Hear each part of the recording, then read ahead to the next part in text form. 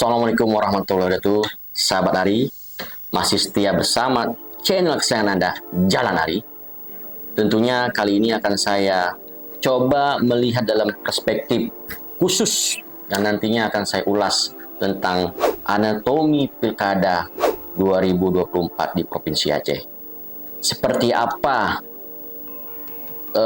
informasi dan gambarannya nanti akan saya berikan secara lugas, tajam, hanya untuk sahabat Ari yang memang setia selalu dengan channel Jalan Ari. Sahabat Ari, Pilkada Aceh telah mengalami 4 kali fase, ya, 2006, 2012, 2017, dan yang nanti dalam hitungan beberapa bulan ke depan itu akan melangsungkan perhelatannya yang masuk di bulan Juni 2024 tahapannya, dan akan nanti klimaksnya pada masuk di bulan November 2024. Kalau kita ketahui ya bahwa Pilkada Aceh merupakan pilkada yang unik, yang berbeda dengan provinsi lain. Kenapa? Dikarenakan ada perlakuan yang sifatnya sangat khusus yang membedakan dengan provinsi lain.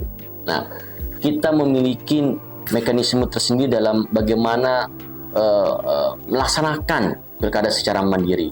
Salah satu buktinya pembentukan panwasli ad hoc, ya, yang sifatnya temporary. Nah, maka bisa kita bilang bahwa rezim pemilu dengan rezim pilkada itu berpisah dalam konteks keanomalian politik lokal di Aceh. Nah, tentunya ini menjadi satu nilai yang memang menjadi identitas tersendiri untuk memahami perilaku politik lokal di Aceh, sehingga tidak akan pernah bisa sama ketika kita ingin melihat atau menyeragamkan politik lokal Aceh dengan daerah lain. Nah, sahabat Ari, ya, Pilkada Aceh dalam legalitas di 2024 ya itu ada 3 pondasinya berdasarkan Undang-Undang Nomor 11 Tahun 2006. Ya, lantas juga masuk pada Undang-Undang Nomor 10 Tahun 2012 dan perubahan ya terkait dengan Undang-Undang Pilkada, ya, dan juga pada Kanun Aceh Nomor 12 Tahun 2016, ya. Nah, dalam 3 aturan ini, dalam 3 pondasi legalitas ini yang menjadikan dasar pelaksanaan pilkada di Aceh. Lantas seperti apa jejak pengalaman yang sebelumnya sudah terjadi pilkada di Aceh? Kita ketahui bersama sahabat Ari, dimanapun Anda setia menonton channel Jalan Ari, pada tahap awal pasca perdamaian, ya, pasca konflik, lebih tepatnya pada Pilkada 2006, ya, Aceh telah memilih, masyarakat Aceh lebih tepatnya telah memilih pasangan pemimpin Irwandi Yusuf dan Muhammad Najar kala itu, ya, di mana mendapatkan 38,20% suara atau sekitar 768.745 suara pada saat itu. Masuk pada fase yang kedua, yaitu dimenangkan oleh paket pasangan Jenny Abdullah dan Mujakir Manap yang memenangkan hampir bisa dipastikan setengah lebih 55,78%. Bisa kita bilang hampir menyentuh angka 60% saat itu. Nah, selanjutnya pada Pilkada 2017 ya, paket pasangan yang memang menarik adalah antara Irwandi Yusuf dan Nova Iriansa yang mengantongi ya kemenangan sebesar 37,15% suara atau ya 890,551 suara. Nah, tentunya akan memunculkan pertanyaan kritisnya. The next Gubernur Aceh 2024 siapa? Nah, ini yang akan saya berikan gambaran. Tentunya butuh kesabaran sahabat Ari untuk tetap setia menonton channel Jalan Ari sampai habis. Yang paling penting, jangan lupa like, share, dan subscribe untuk bagaimana saya tetap semangat 45, supaya saya tetap mendedikasikan produk-produk konten untuk yang terbaik bagi sahabat Ari.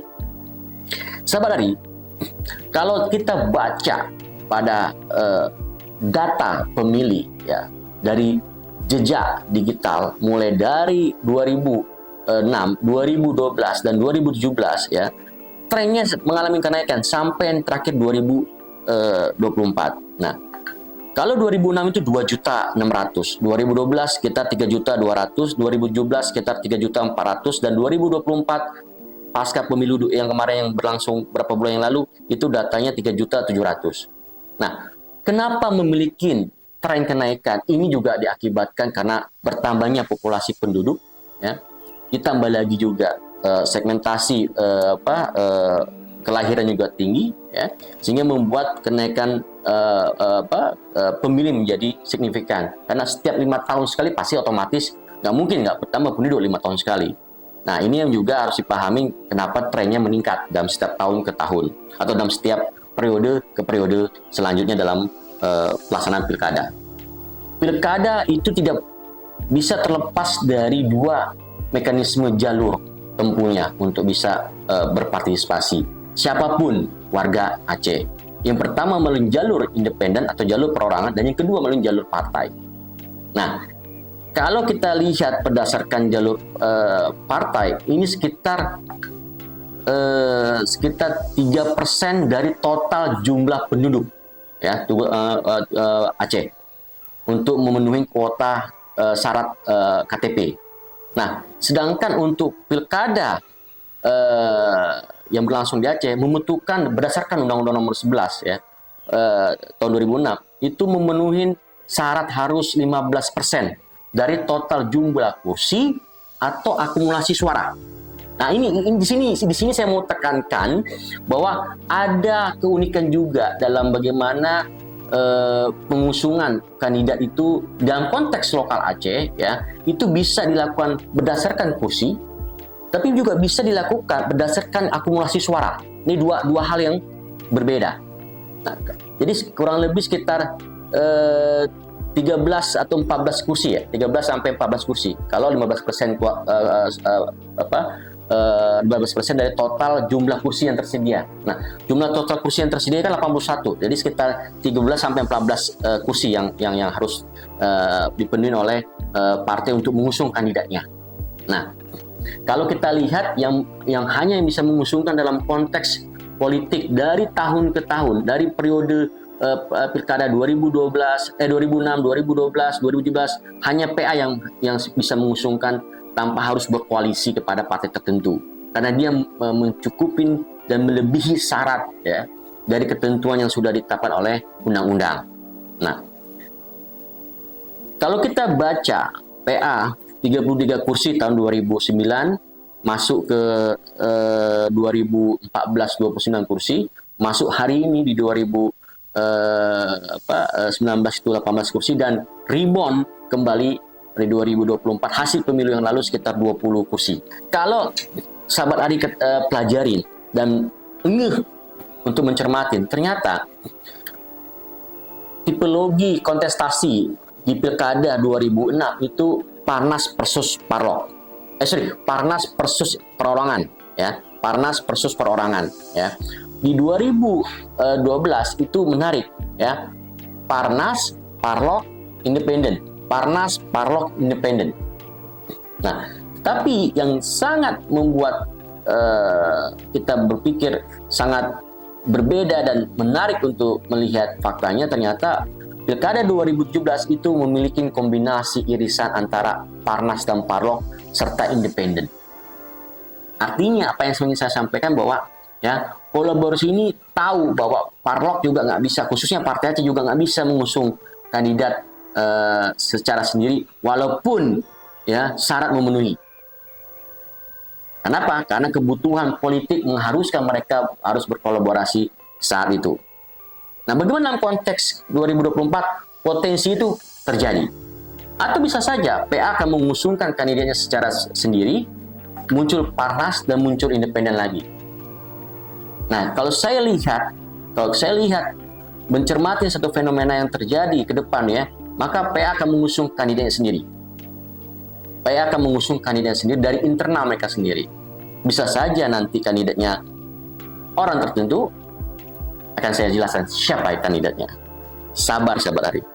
Nah, kalau kita belajar, tadi saya sudah jelaskan, ya, 15% dari akumulasi kursi, ya. Dan kalau untuk perorangan 3% dari jumlah penduduk paling rendah 50% dari setiap sebaran di wilayah atau daerah. Nah, jadi jadwal pelaksanaan pilkada kalau data yang tersaji di dalam dokumen KPU itu kan dimulai masuk tahapan clear itu di bulan mulai dari bulan Mei sampai 19 Agustus itu pengumuman persyaratan dukungan pasangan calon perorangan. Berarti Mei sudah mulai ya. Lalu pengumuman pasangan calon di 2004-2006 Agustus 2024. Saya ingin tegaskan bahwa data kursi itu tidak pakai hasil pemilu 2024. Tetapi dipakai pada data kursi 2019. Kenapa? Ya karena kebutuhan syarat itu pada saat 2019 karena mereka belum dilantik. Nah, hasil pemilu 2024 itu belum dilantik. Oktober baru dilantik. Kan nggak mungkin nunggu Oktober baru pelaksanaan pilkada. Makanya kebutuhan syaratnya tetap pada menggunakan ketentuan kursi di hasil pemilu 2019. Nah, ini yang ditunggu nih. Ini yang ditunggu-tunggu. Siapa saja potensi kandidat gubernur Aceh ya? Itu saya membagi menjadi kalangan politikus, kalangan ulama, kalangan budayawan dan seniman, dan kalangan pengusaha maupun profesional. Kalau kita lihat yang potensi ya dari kalangan politikus ya untuk maju menjadi kandidat gubernur itu bisa justifikasi gini. Kalangan politikus tuh dia sebagai ketua partai atau sosok yang memang memiliki nilai popularitas dan elektabilitas tinggi di mata pemilih ya atau masyarakat Aceh ya. Dua ya. Bisa partai politik, ketua partai politik, atau yang bersangkutan sosok tersebut memang mumpuni, memang familiar di kalangan masyarakat Aceh. Dan ini juga hasil dari tracking media memunculkan nama-nama ini. Nah, misalkan di Gerindra itu ada ya, ada Fadula ya maupun Tea Khalid ya. Kalau di Nasdem itu ada Irsan Sosyawan maupun Musim Ayub ya. Sedangkan di P3 itu ada Eliza ataupun ada Amiruddin. Sedangkan di Partai Aceh tetap dominan pada Muncukin Manap, tidak muncul tokoh yang lain ya. Di PAN itu ada Mawardi Ali ya. Lantas itu ya, mungkin di beberapa partai lain. Kalau di Golkar ada TM Nurlif ya dan lain-lainnya. Nah, sedangkan untuk ulama itu juga ada Lim Faisal ya, dan juga Tengku Haji Muhammad Yusuf Wahab ya, Ketua Huda, dan Lim Faisal Ketua MPU Aceh. Itu juga bisa menjadi alternatif dari kalangan politikus untuk bisa menjadi gubernur Aceh di 2024. Nah, siapa lagi? Nah, juga bisa ada potensi kandidat gubernur dari kalangan seniman dan budayawan, yaitu Haji Uma Sudirman dan juga Rafli Kandi ya. Nah, juga dari kalangan pengusaha itu ada Iqbal Piyeng Ketua Kadin maupun Haji Narawi Nurdin atau Tokoh Awi sebagai kandidat gubernur. Selanjutnya juga ada kalangan profesional, itu ada Nezar Patria maupun Otto Samsudin Isa. Dan juga kita bagi dari data yang tersaji dari monitoring media itu, dia itu ada wajah lama maupun wajah baru. Nah, wajah lama itu kandidatnya itu mulai dari Munjokir Manap, Nasir Jamil ya, Noveriansa maupun Sudirman atau Haji Uma itu ya saya kategorikan sebagai wajah lama di dalam peta potensi calon gubernur Aceh. Nah, sedangkan wajah baru itu ada Tengku Rifki Harsa, Tengku Abdul Hafil Fudin, ada Muhammad Kadafi dan Nezar Patria. Nah, kalau saya lihat dari beberapa hasil survei, misalkan survei yang dilakukan oleh Yayasan Konsultasi Riset dan Bisnis Indonesia, ya, Korbis ini menempatkan Nasir Jamil unggul, ya, Haji Uma nomor 2 dan Mualim nomor 3. Selanjutnya beberapa hasil survei juga masih menunjukkan head to head antara Munjokir Manap dan Nasir Jamil. Tapi yang saya tegaskan bahwa sampai saat ini tingkat secara data di atas kertas ya masih sangat tinggi pengaruh elektabilitas dan popularitas Munjokir Manap atau Mualim dalam konstelasi pilkada ke depan atau 2024 nantinya. Nah, tentunya bagi saya sampai saat ini belum ada yang memang menyamai, ya. Kalau dulu ada Irwan Yusuf, ya, karena Irwan Yusuf mungkin masih falling down, atau saya lihat juga belum muncul ambisi untuk menjadi gubernur Aceh ke depannya, sehingga saya tidak masukin. Nah, jadi saya ingin tegaskan eksistensi Mujokir Manap sampai saat ini sebagai sosok yang sangat mempengaruhi sampai ke akar rumput, sampai ke masyarakat kecil dan bawah, itu sangat masih dominan. Nah, lantas siapa yang bisa menyaingi Mujokir Manap? Kalau dari orang-orang ini, ya paling bisa antara Haji Umar dan Nasir Jamil, tapi belum tentu itu bisa memenangkan pada saat pilkada 2024. Lantas ada pikiran, istilahnya ya pikiran nakal saya, ada pikiran yang memang berpikir di luar kotak, ya. Artinya ada satu sosok yang bisa menyaingin, umpamanya Sabari, ya. Kalau memang masyarakat Aceh cinta, ya, masyarakat Aceh itu sayang dengan sosok ini, kenapa nggak dijadikan sebagai gubernur aja, ya, khususnya gubernur Aceh, ya? Karena fakta nyata orang Aceh sangat mendukung dia, ya, dan mencintai dia hingga bisa sangat luar biasa menang di Aceh. Siapa dia? Anies Baswedan. Kalau memang ketika saya coba tracking data di undang-undang, apakah ada kewenangan Arus Putra Aceh itu tidak eksplisit seperti secara khusus, ya, seperti di Papua. Artinya ruang bisa Anies datang ke Aceh, kalau memang ini menjadi satu momentum menginginkan orang Aceh untuk sosok Anies, kenapa tidak didorong untuk bisa menjadi seorang gubernur di Aceh yang bisa menyaingi Mujokir Manap? 70%, ya, kemenangan Pilpres kemarin itu bukti otentik kecintaan orang Aceh terhadap Anies Baswedan. Ya, kalau memang mencintai Anies, kenapa nggak diboyong untuk ke Aceh sebagai bentuk rivalitas yang fair dengan Mujokir Manap? Ini akan sangat berbeda suasananya Sabari ketika head to head antara Anies Baswedan dengan Mujokir Manap, umpamanya. Kenapa? Karena saya melihat belum ada satu sosok yang memang mampu menyaingi Mujokir Manap, ya, dalam artian untuk pengaruh, ya, di akar rumput. Makanya saya pikir, kenapa tidak memikirkan satu sosok yang memang mampu menyaingi supaya ada hidup, supaya gesahnya tuh terasa, ya, nikmatnya pilkada 2024 di Aceh itu betul-betul menikmati masyarakat Aceh dengan keberadaan satu sosok yang mampu menyaingi Mujokir Manap, seperti Anies Baswedan salah satunya. Karena siapa yang bisa mampu menyaingi dia dalam konteks sampai hari ini, ya, Mujokir Manap? Belum ada. Ya, kalau mau Nasir Jamil, sejauh mana Nasir Jamil mampu menunjukkan tarinya ketika umpamanya kita lihat PKS tidak berada pada partai koalisi rezim penguasa. Itu juga menjadi satu hal yang berbeda. Dan ketika umpamanya Haji Umar itu orang yang dibesarkan oleh Partai Aceh. Dan saya memiliki juga beberapa hal yang memang akan bisa membuat dia jatuh, ya, di dalam artian bahwa selain dia dibantu oleh Partai Aceh, dia juga, ya, secara kerja juga didukung oleh media. Jadi dan dia juga bukan orang partai, sangat mudah dijatuhin oleh kandidat lain. Kenapa? Karena dia bukan orang partai. Makanya Haji Umar selalu mengatakan dalam pernyataannya, saya ketika ingin maju, saya harus mendapatkan restu dan dukungan dari Partai Aceh. Artinya apa? Dia itu satu kesatuan dengan Partai Aceh. Kalau dia mau maju, maka harus sowan terlebih dahulu dengan Partai Aceh. Dalam hal ini Mujokir Manap.